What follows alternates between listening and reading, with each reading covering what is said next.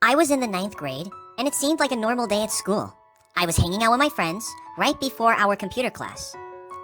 And when we got to class, we had to give presentations about our families on PowerPoint.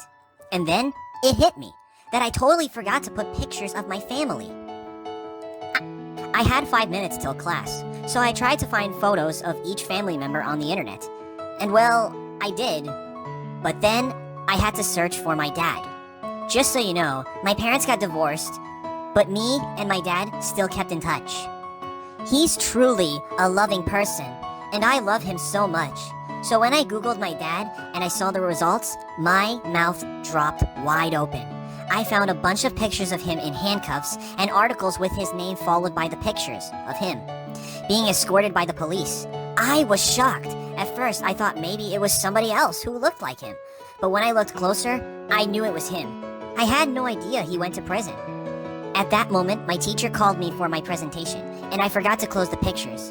The teacher hooked up my computer to the smart board, and when I turned around, there were pictures of my dad plastered on the board for everyone to see. My friend Julia shouted, "Hey, Jessica, isn't that your dad?" I guess she was in shock too, and she blurted out without thinking. My teacher looked really confused and quickly turned it off. I just ran out of the classroom crying and never finished my presentation. When I got home, I asked my mom about my dad. She said he was doing fine, but when I told her about what happened at school, the truth came out. She told me that my dad had been imprisoned a couple months ago and was sentenced to 15 years. He told 2 other men to invade a neighbor's house because he knew they had money stashed there. My dad ran the operation.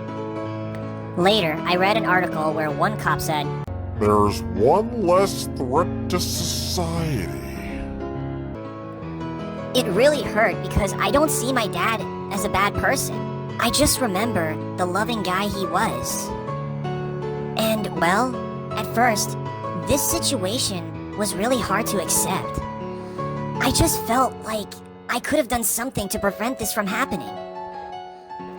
Maybe even talked him out of it. I felt like it was all my fault. It was hard. Only weeks later, we got a phone call from my dad.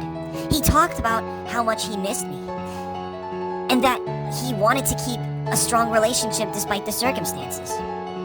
We never talked about what he did. I've never been mad at him, because I loved him so much. Today, our relationship is even stronger than it ever was. And I learned over time that I shouldn't blame myself for what happened.